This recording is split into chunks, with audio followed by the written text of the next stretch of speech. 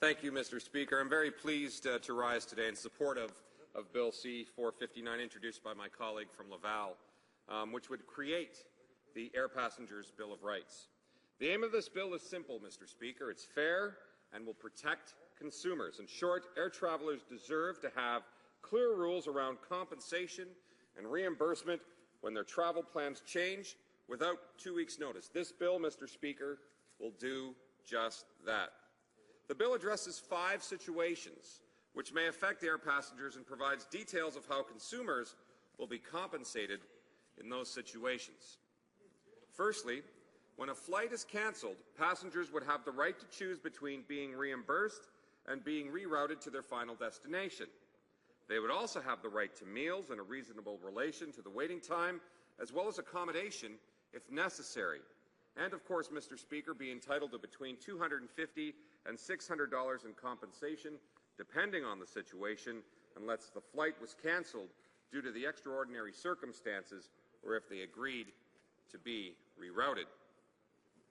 Secondly, Mr. Speaker, if a passenger was denied boarding because of the air carrier overbooking the flight, the passenger would be entitled to receive between $250 and $600 in compensation, in addition to any benefits offered by that airline. And thirdly, Mr. Speaker, if a flight were to be delayed, every passenger would be entitled to meals and refreshments in a reasonable relation to the waiting time and to accommodation when necessary. If a passenger's bag was lost, Mr. Speaker, and this happens quite often, unfortunately, the passenger would be entitled to $500 in compensation. And finally, if passed, Mr. Speaker, this bill would require airlines to include all costs to the carrier of providing the service, as well as fees, charges, and taxes it collects on behalf of another person or business, and would apply administrative penalties to air carriers who do not comply with this requirement. So how would this work in practice, Mr. Speaker? Well, let me use 2 examples. First example, Mr. Speaker, let us imagine that someone is booked to go on a vacation to the Caribbean. And I know that might be hard to imagine, especially when the weather networks right now are talking about all the snow that Ontario is going to be receiving. But let's imagine that trip to the Caribbean. When that person arrives at the airport, they are informed that the carrier has now overbooked this flight. So to try and solve the problem, the airline asks all passengers if any of them are willing to take another flight in return for a reduction on the ticket price that they have already paid.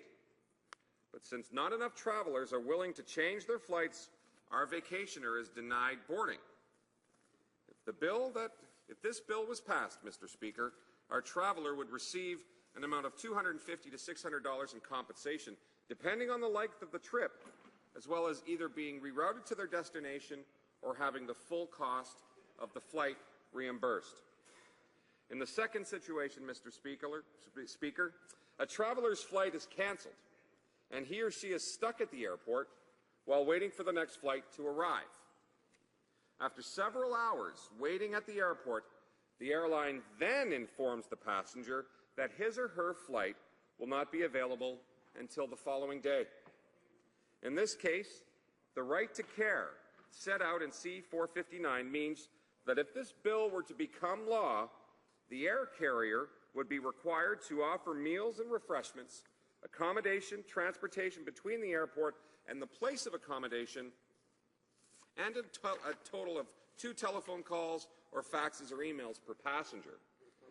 Mr. Speaker, our aim is not to vilify or punish air carriers. Many air carriers already have very good compensation policies and very good customer service.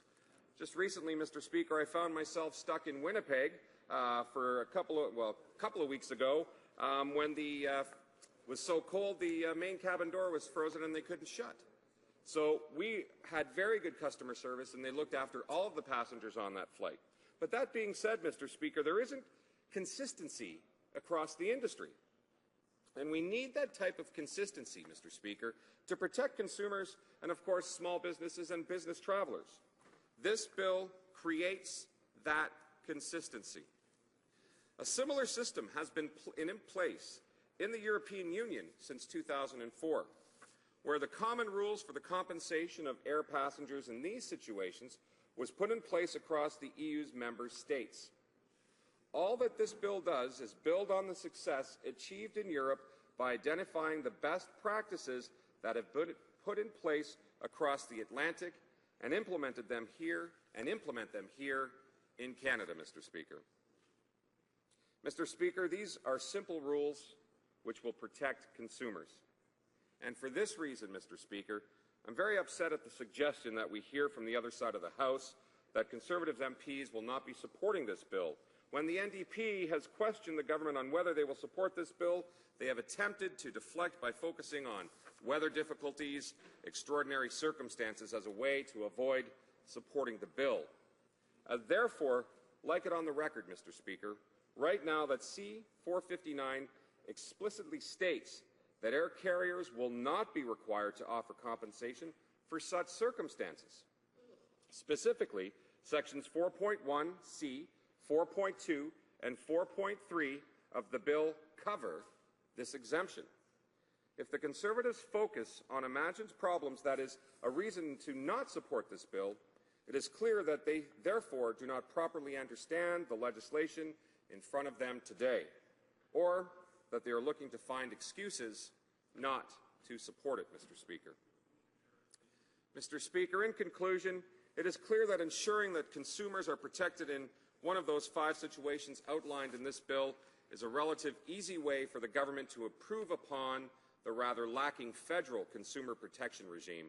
For that reason, Mr. Speaker, I ask all members from all parties to support this initiative and to support this bill. Thank you, Mr. Speaker.